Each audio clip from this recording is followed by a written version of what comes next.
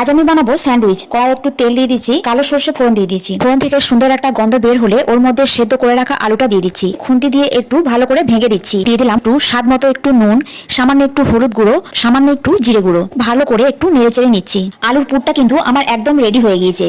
Sandwich বানানোর জন্য আমি নিয়ে নিয়েছি ব্রাউন ব্রেড। এবার যে আলুর পুরটা বানিয়েছিলাম ওটা ব্রেডের উপর লাগিয়ে দিলাম। একটু শসা কুচি ছড়িয়ে দিচ্ছি, পেঁয়াজ ভালো করে ছড়িয়ে দিলাম, টমেটো কুচি, আর সবার শেষে দিয়ে দিচ্ছি লঙ্কা কুচি। ওপরে একটু বেশি করে চাট মশলা দিয়ে দিচ্ছি, একটু ভুজিয়াটা ওপর থেকে বেশ ভালো করে ছড়িয়ে দিলাম। আর আরেকটা ব্রেডের ওপর টমেটো সসটা দিয়ে ছুরি দিয়ে ভালো করে ছড়িয়ে নিচ্ছি ব্রেডের ওপর। এবার একটার ওপর একটা ভালো করে চাপিয়ে দিলাম। তাতে দিয়ে দিলাম একটু বাটারটা একটু হালকা গলে গেলে এর মধ্যে ব্রেডটা দিয়ে দিচ্ছি। দু পিঠই বেশ ভালো করে লাল লাল করে ভেজে নেবো। যত বেশি ভাজা হবে তত বেশি খেতে ভালো লাগবে। তো এই দেখুন আমার রেডি হয়ে গেছে। এবার একটা ছুরি দিয়ে মাছ বরাবর কেটে নিচ্ছি। খুব ভালো হয়েছে খেতে, খুবই টেস্টি হয়েছে। তো এভাবে আপনারা বাড়িতে বানাতে পারেন। তো চ্যানেলটা ভালো লাগলে অবশ্যই সাবস্ক্রাইব করুন।